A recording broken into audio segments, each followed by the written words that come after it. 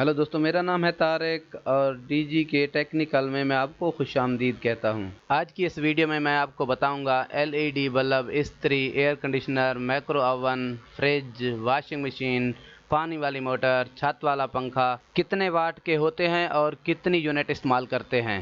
चलो दोस्तों, शुरू करते हैं अपनी वीडियो। सबसे पहले शुरू करते हैं एलईडी बल्ब से। एलईडी बल्ब छोटे से छोटा 12 वाट का होता है। 12 वाट के बल्ब को अगर आप रोजाना 8 घंटे चलाएं तो एक महीने में ये 2.88 यूनिट खर्च करेगा। अभी हम बात करते हैं इस्त्री के बारे में। एक इस्त्री कम से कम 1000 वाट की होती है।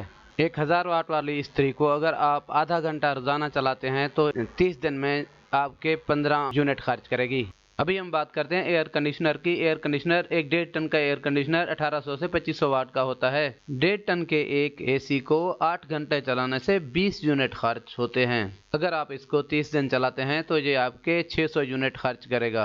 अभी हम बात करते हैं माइक्रो ओवन के बारे में। एक बड़ा माइक्रो ओवन तकरीबन 1500 वाट का होता है, जिसे आप रोज़ाना 10 मिनट अगर इस्तेमाल करें तो ये तकरीबन एक महीने में आपके 6 यूनिट इस्तेमाल करेगा। अभी हम बात करेंगे फ्रिज या रेफ्रिजरेटर के बारे में। फ्रिज 250 वाट की हो सकती है। फ्रिज को अगर आप 24 घंटों में 16 घंटे इस्तेमाल करते हैं तो ये एक दिन में 4 यूनिट इस्तेमाल करेगी और एक महीने में 120 यूनिट खर्च होंगे। अभी हम बात करते हैं वॉशिंग मशीन के बारे में, जो 200 वाट तक की हो सकती है। एक दिन में अगर आप 2 घंटे वॉशिंग मशीन चलाते हैं तो एक महीने में 5 दिन तो आपके 2 यूनिट खर्च होंगे।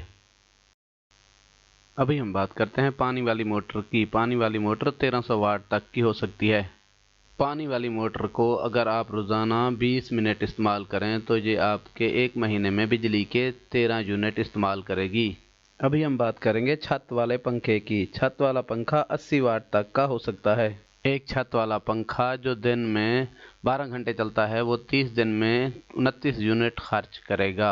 दोस्तों, अगर मेरी वीडियो आपको अच्छी लगे तो मेरे चैनल को लाइक करें, सब्सक्राइब करें और बेल को दबाना मत भूलें ताकि मेरी नई आने वाली वीडियो आप तक पहुंचती रहे।